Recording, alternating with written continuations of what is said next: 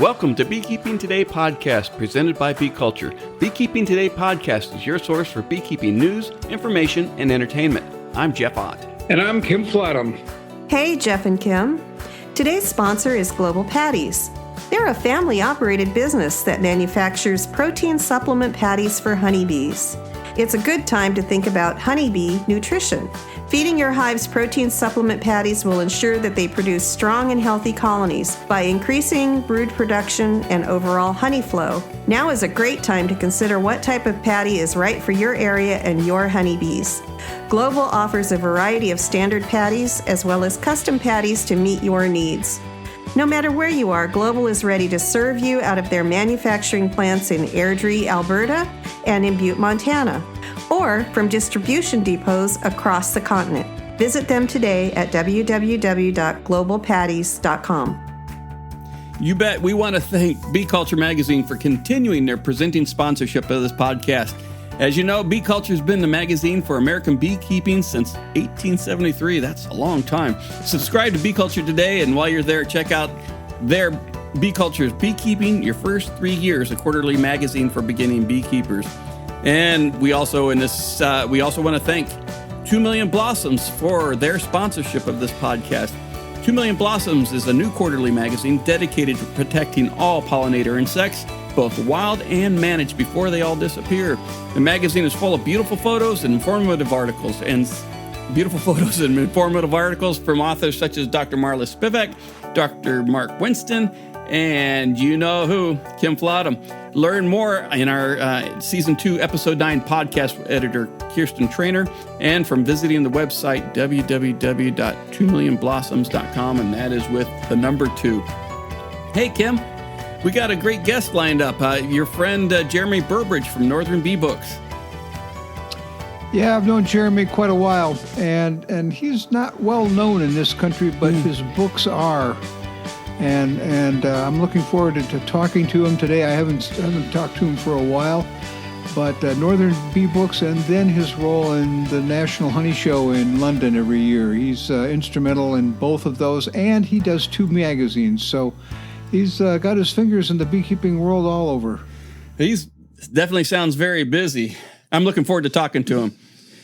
So, Kim, you didn't get to any of the major conferences this winter. No, I sat him out. I sat out both of them this year for, I think, maybe the first time ever.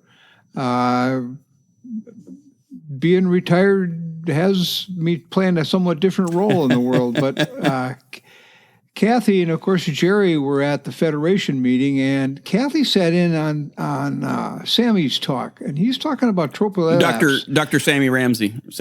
Thank you. Mm-hmm. Thank you. Sam Ramsey's talk, and he is really, really digging into what this is, and it's a good thing because we don't know anything about that pest, and you know, and I know it's going to show up here sooner rather than later, and the more we know, the more we'll be able to take care of it. And he's looking at it now, and I'm hoping we can get him back on, or at least do one of his updates, because he's really looking at things in a lot of detail that I think are going to do us a lot of good down the road.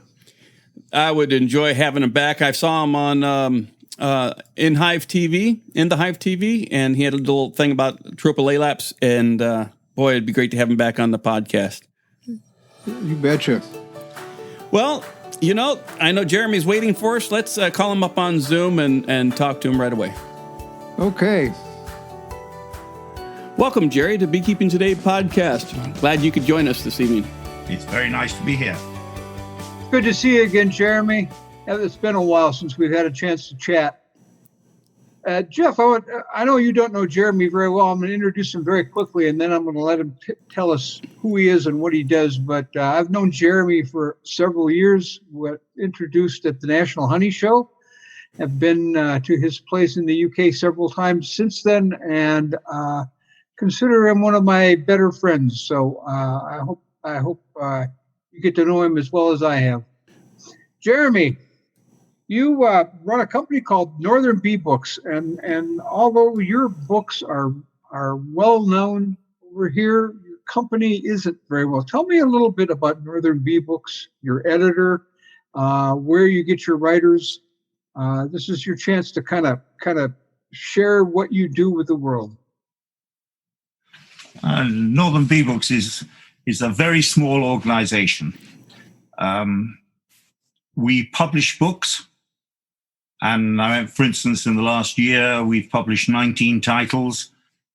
We've just published one on drones, which is amazing. Sold in the first 24 hours, it sold 50 copies. Wow. And, we're doing well like that. We stock whole books, and I claim to have the widest range of English language books in the world.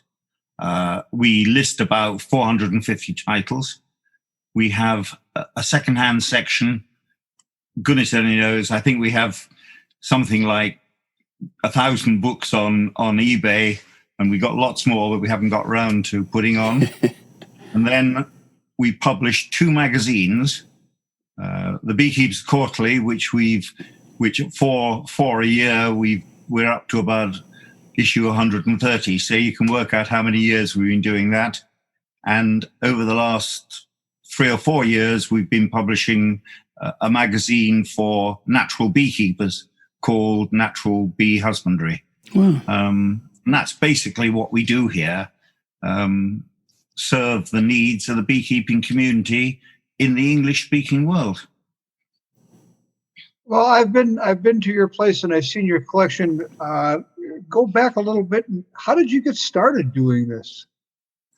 I trained as a teacher, and in the early 60s, I think I was earning about £37 a month, which in present terms would be $55, something like that, perhaps a little less. And I was in Cheltenham, and there was a bookseller, secondhand bookseller. And every Christmas, he used to sell books to fund his Christmas activities. And he had a book by Ged. And this is the first beekeeping book written by a Scotsman. It's about 1675, something like that. What was the name? You said Ged? Ged. Ged was the author. All right. G-E-D-D-E or G-E-D-D-E, I think. Anyway, I decided I couldn't afford it. And I walked up and down the prom, and then I thought, blow, I mustn't let this go. And I bought this book. I must admit it was through help with my honey crop over the previous summer. And that got me started. And the interesting thing about Ged's book, and it's only in the first edition, and this was a first edition, just inside, in his handwriting, is a statement to say, to avoid piracy, I sign this book. And this is one of my most important possessions, I think. And then I began to grow and collect bee books. And after 4 or 5 years, I was asked to provide a free and butler bumblebees for a customer. And I managed to do it eventually. And that customer was John Phipps. And John Phipps, I got friendly with him, and we decided to produce a Beekeepers Annual, which we did. And after 2, we kept that going for 35 years or so. Who's John Phipps? John Phipps is the editor of the Quarterly. And we went on to float a magazine called the Beekeepers Quarterly. Okay. And that's what we do, really. It's I don't think John could have done it without me, but I certainly couldn't have done it without John. He is an amazing person. And is a well-respected editor in the beekeeping world. He does a good job. He's living in Greece now, isn't he? Yes. He's happy there, you know. You said that you were, when you purchased that book, you were able to purchase it because of your honey crop. So you must have been a beekeeper when you started all of this. Jeremy, do you still have bees? Yes. Just my back is a bit difficult, and so I just have three bees on the property, 3 hives on the property, and I look at them occasionally, but I don't do it. I don't do it very seriously, I'm afraid. It's Yeah, well, I understand that very well. Well, how many people do you have working with you on Northern Bee Books and your magazines? I don't know, 4 or 5. We have at least 3 full-timers, and then we have a number of part-timers who come in and help. And then of course we've got the editors around the world. We've our Beekeepers Quarterly. I think the Beekeepers Quarterly is very widely read, and it has correspondence from all over the English-speaking world. Are these academic journals? Are they popular, hobbyist oriented? No, they're a bit stronger than hobbyists. Mm-hmm. They're thinking beekeepers, reading beekeepers. Anne Harmon is one of his contributors. All right. Yeah. Jeff. All right. And you know what she does. And occasionally I've been able to grace his pages. He felt that he needed to. Tom Seeley writes for us, mm-hmm. and okay, a number of people. Well, that sounds really good. And is that digital and paper, or is that you can get it digitally? Yes. We're still working on it on the best provision of digital subscription, but I tend to encourage paper subscription. Yeah. Though it costs more, it's something you've got, and it's nice. You bring up some good questions, Jeremy. When I was still with Bee Culture, we started a digital edition, and thinking that this would certainly open up an international market, because the price of postage to send it even to the UK or to parts further away was exorbitant.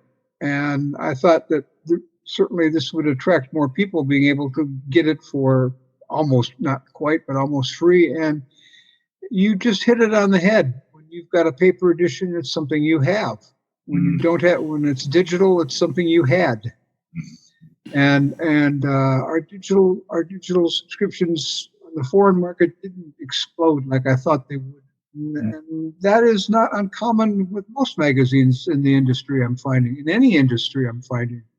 Digital is not as popular as I think all of us thought it would be, because a paper copy is something you have. It's an excellent way of putting it. You see, publishers are faced with problems now. You've got the digital and the paper copy approach, but also in terms of books, we've gone very strongly down the instant print line, because beekeeping, while there are a lot of beekeepers, it's a very, very small market. And if you produce books for a small market, there's a great risk that you're going to be left with a lot of stock that doesn't sell. Now, we've published books by Brother Adam, Samatozo, Mike Hood, Tabor, Hesback, all these Americans, and we do it instant print, because we produce it, they can buy it in a shop, it can be printed in America, it can be printed in Australia, it can be printed in England without any of the overhead costs of printing properly. And the quality of instant print is getting better and better and better. And we're selling maybe 3,000 books a year into the American market. And that's quite significant. And we can never do it through traditional printing. So I think publishers have to look at the opportunities and develop them if they can. And I think the future for beekeeping publications, generally, not all beekeeping publications, is instant print, certainly with books. I'm not familiar with the term or the technology. Is that something that you do to instantly print it in Australia or America or wherever? Or is that something the buyer does? They get a digital file? No, what happens, we generate the files, and it's uploaded to an American company, Ingram, which is an amazing company. I think they're the largest digital printers in the world, and they give you amazing service, and it allows you to serve the needs of a very small group of people. Yeah. Now, for instance, I'm married to a musician, and 3 or 4 years ago, she didn't really encourage me. I thought it was an opportunity, but we published a book for hurdy-gurdy players. Now, you know what a hurdy-gurdy is, do you? And it's a sort of thing that you pluck, and there's a drone which is in the background. This is a medieval instrument. Okay. And all my colleagues in the office, they laughed at me and they said, "You'll never sell a book." And I said, every single hurdy-gurdy player in the middle of the Australian desert will buy this book. And I expect we've sold 300 around the world.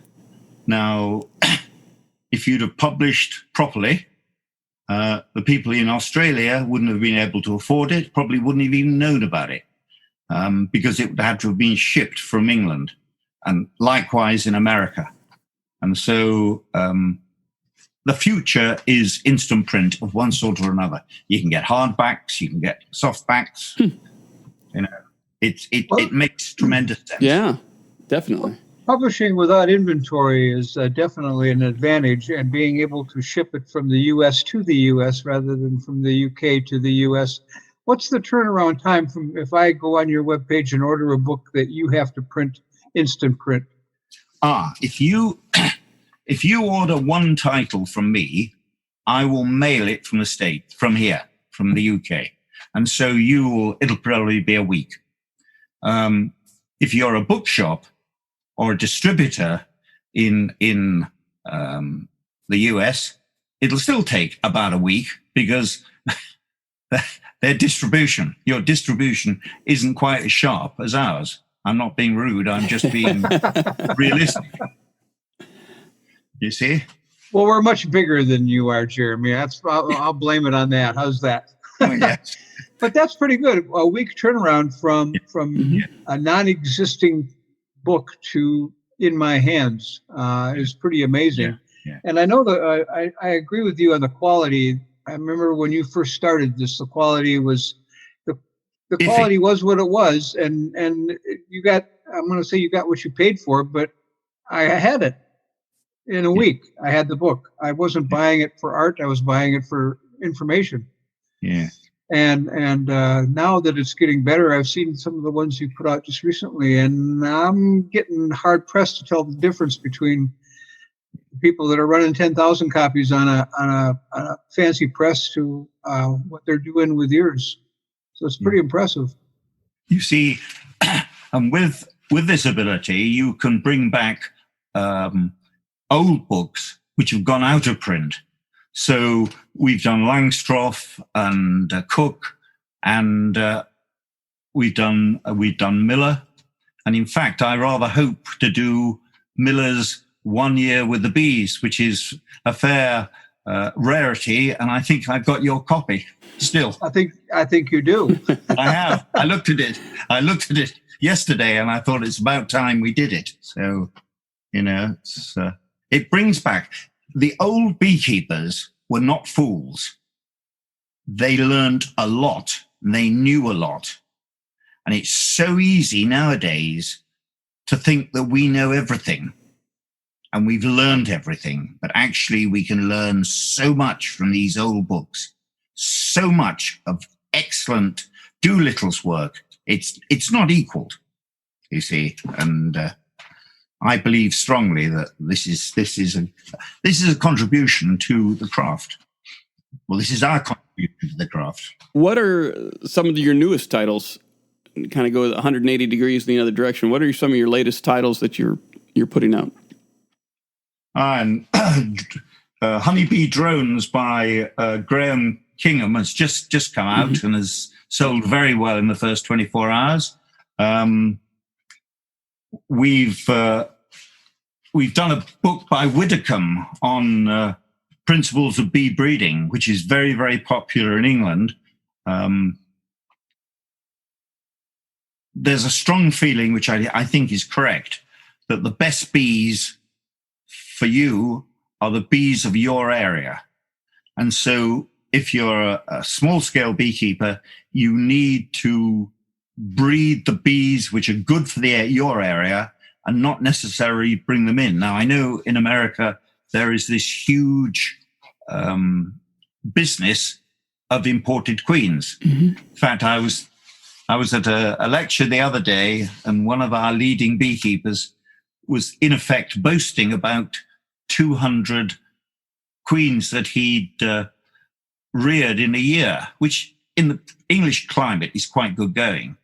And a man called Steve Martin, who is a very well-known researcher in the beekeeping world, he said in Hawaii, he said it's not 200, it's 2,000. And I think he quoted 2,000 queen bees every day of the year. And so you might not have the need in America to consider your stock, but certainly in England, it's a very strong of strong importance, and that book's selling very well. And of course, the other books that we sell particularly well are the ones by Brother Adam, Beekeeping of Buckfast Abbey, Breeding the Honey Bee, and In Search of the Best Strains of Bees. And Brother Adam was a world figure in the 30s and 40s, and we were lucky enough that he came to us and asked us if we would like to publish for him. And that was in about 1970, and we've been publishing his work ever since. That's pretty impressive lineup of books. No wonder that you have so many that you're selling, and it's so popular. The drone book, Kim and I were talking the other day, and he talked about how fascinating that book was, and what he'd heard about it. So I look forward to reading that one. And you can buy it on Amazon, I think. Or you can buy it on our website, which is northernbeebooks.co.uk. We'll put Jerry's website link in the show notes, and any of the other information he provides, we'll make sure for our listeners, we'll put those in the show notes, and you can click on them and check out his whole entire inventory and titles that he has available. I have to comment on the drone book, Jerry. You sent it to me end of last week. I think I got it. And I was looking at it the other night, going through I'm going to do a review it for Bee Culture. And one of the facts in there jumped out at me. And I don't know if everybody knows this but me, if there's science behind it. But the author was talking about why are drones bigger than queen's end and workers. And the fact is that they're in the process of mating. There is a short time period in there where the drone is actually carrying the queen, and she's not flying at all. So he has to fly for both of them. So he needs to be bigger, stronger, faster. Yeah. And I've been keeping bees for 40 years, and I have never heard anybody explain that. So there you are. Learn something every day. That was fascinating. Yeah. I'm quite excited about that book. It's I don't think there's another book purely on drones. And the author came to me and said, "Would you be interested in publishing?" And it's another example of a niche book. A proper publisher wouldn't publish traditionally, because he'd have to publish 1,000 to get a price which was acceptable to the market. And the future is instant print, I'll tell you. Well, tell me about your other magazine, the one that you just recently started. John Phipps, my editor of the Beekeepers Quarterly, was very keen to increase the size of the quarterly and carry more about natural beekeeping. There are a lot of people around the world interested in that sort of approach. And I knew that the magazine wouldn't hold up with another 12 pages. in terms of weight and in terms of publishing. And so I said, well, let's float a new magazine. And Natural Bee Husbandry came out. It sells better actually in the States and in Germany than it does in England. But it's growing all the time. And of course, for me, there's a danger that people are a little offbeat. You might have to edit this out, but they talk about the bees having, I don't know. They have the sort of the mirth of the bees. That they've got this particular sort of feeling for honey, and I would say they're flat earthers. But then you have people like Tom Seeley who say to us quite clearly that the way we're keeping bees is detrimental to bees in the natural state. And I think Natural Bee Husbandry is, I think it's beginning to balance out between the people who are realistic and those who have, shall we say, an over-optimistic view of bees generally. What we do know is the bees are necessary for the world. All insects are. Yeah. I've been working with Tom a little bit on a project having to do with his Darwinian beekeeping philosophy. And we've kind of come up with a saying that if it's good for the beekeeper, it's probably bad for the bees. Yeah. And a lot of what we do kind of heads in that direction. So the Natural Bee Husbandry magazine's doing okay then, especially Absolutely. In the States. It washes its face. It's and it's growing. The subscription base is growing, and quite a lot of people actually, more people, a greater proportion have the electronic version than have the Beekeepers Quarterly. That makes sense. That makes perfect sense when you look at the age of the subscriber. I'll bet you a nickel. Yeah. So does the Natural Bee Husbandry book or magazine, is that a quarterly also, or is that a monthly? It's a quarterly. Okay. I couldn't go down the line of producing a magazine monthly. I think people who produce magazines monthly they age too soon. Well, Kim's only 27. No, quarterlies, because you see, within our setup, we also produce 2 music magazines. My wife's a professional musician, and we produce a magazine for recorder players, and we also produce a magazine for harpsichordists or keyboard players. And so there's quite a lot going on. You definitely choose niche markets for your publications, don't you? Oh, absolutely. Yes, yeah. Yeah. I mean, this year we've produced 19 books in the last year, and then we've also produced 14 issues of a magazine. Well, that's quite a lot for a small team. That's quite a lot.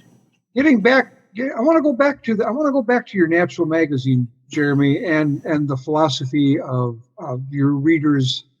And tell me a little bit more about where your editor gets his material. I employ the editor, and that's not my worry. Okay. But he gets it from people who are practicing natural beekeeping around the world. So we had an Australian who ran 200 hives and does it quite successfully without any sort of chemicals. We have quite a lot of Americans writing for us. There's a very strong natural beekeeping community in Germany, and they come up with the goods. And my editor, occasionally I read of people and say, would you like to write for us? But generally, it's they come to us because we are the only magazine that specializes in natural beekeeping in the world. Well, the other thing is about the quarterly. I wanted to comment that being an avid reader of the quarterly when it comes out is that you get glimpses of beekeeping in all over the world. It's just not a UK publication. And that to me is the value of your magazine. Not that UK beekeeping isn't, but I get a glimpse of all sorts of other countries and the things that are going on. And the value of that to me is the same as a lot of other things that I get is not that specific issue, but it's the trend over a couple of years as you're watching beekeeping practices, beekeeping philosophies evolve over time. That to me is the value of what you're producing, because it's an ongoing record, which has a lot of value and isn't being done anywhere else. You see, some of our subscribers keep the magazine because they say they can get as much pleasure from one 10 years old as the present, because it's full. It's not just beekeeping; it's the whole gamut of the craft, the history of the craft. So we had an article on Egyptian beekeeping, 2 centuries ago or whatever, also by an American.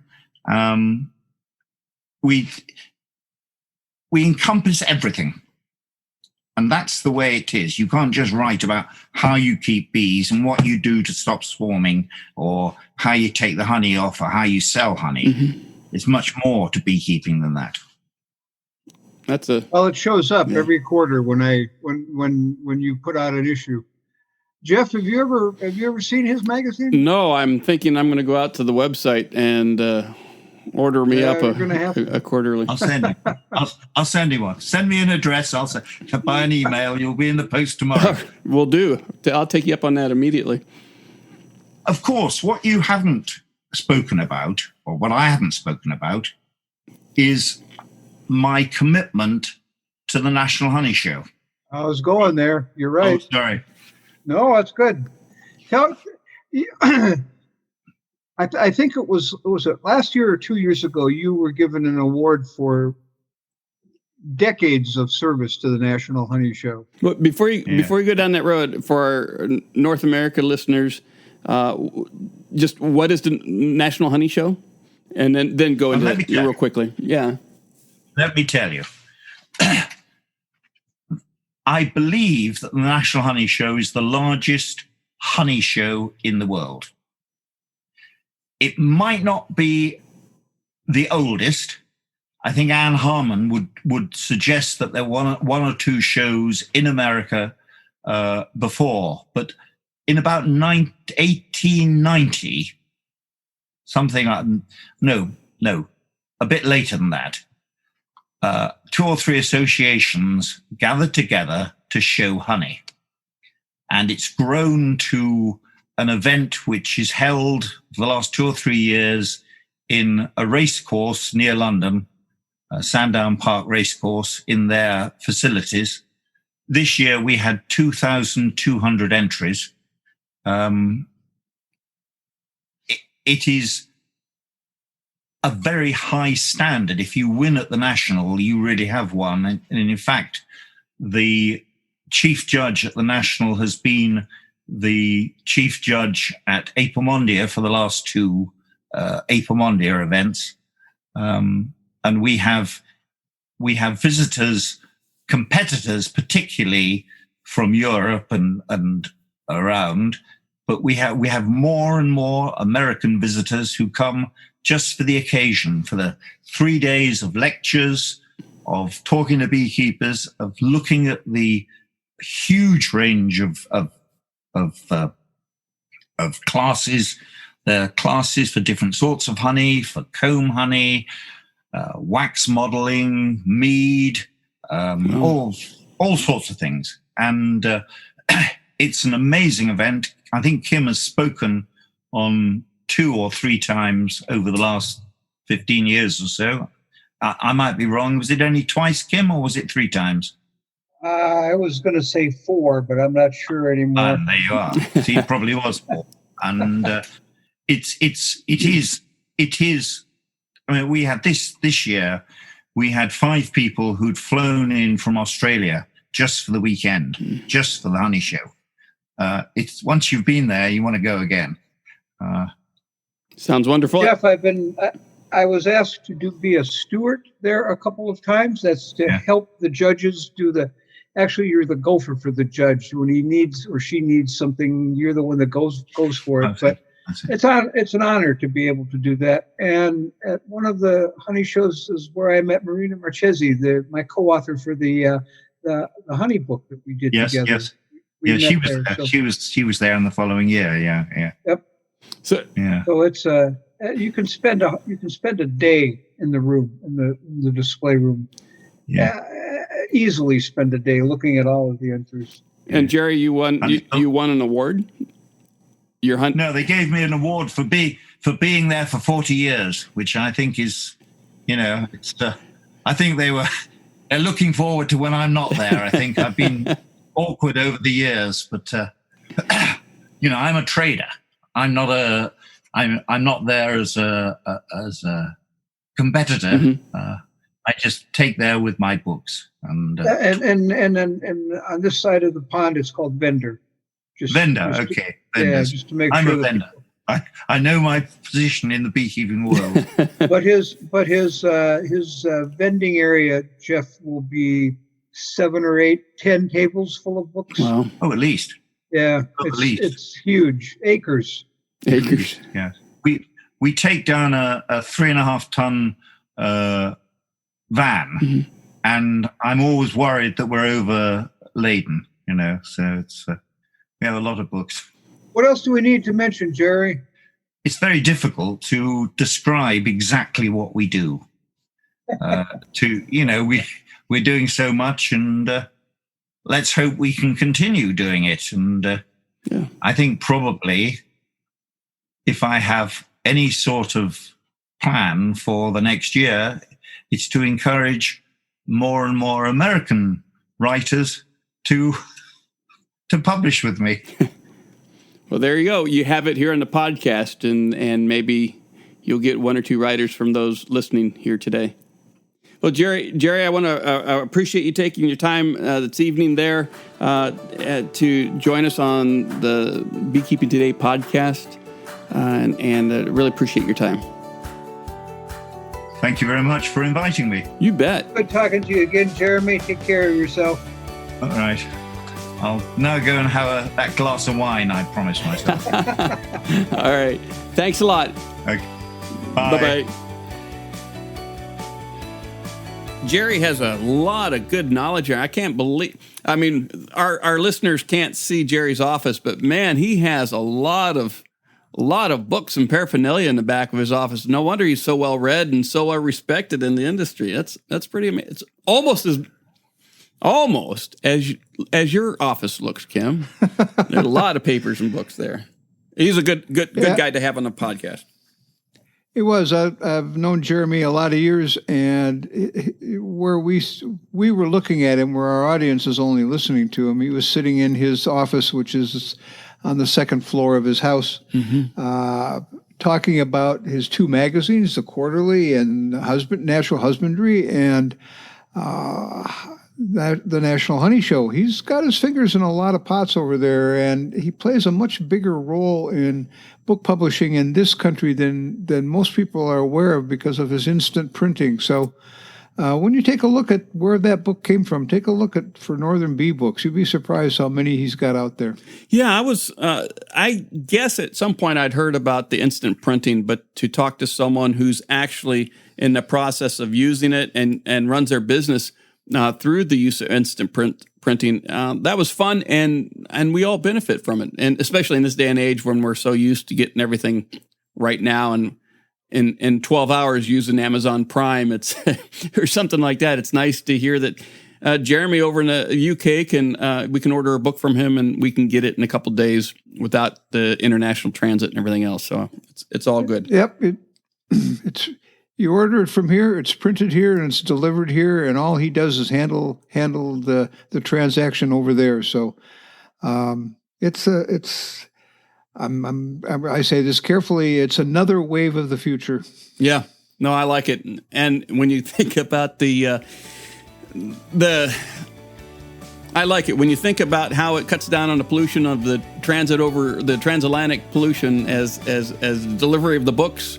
I mean, every little bit helps. Yep. He does a good job. All right. Well, that about wraps it up for this podcast. Before we go, I want to encourage our listeners to rate us 5 stars on Apple Podcasts, wherever you download and stream the show. Your vote helps other beekeepers find us quicker. We want to thank this episode's sponsor, Global Patties. Check them out at www.globalpatties.com. And while you're there, give them a shout out for sponsoring this episode. And finally, we want to thank you, the Beekeeping Today podcast listener, for joining us on the show. Feel free to send us questions and comments at questions@beekeepingtodaypodcast.com. We'd love to hear from you. Anything else, Kim? I think that about wraps it up today, Jeff. Yeah, it does. Well, thanks a lot, Kim, and thanks for getting Jeremy on the show. Have a good one. All right, you too. Bye-bye.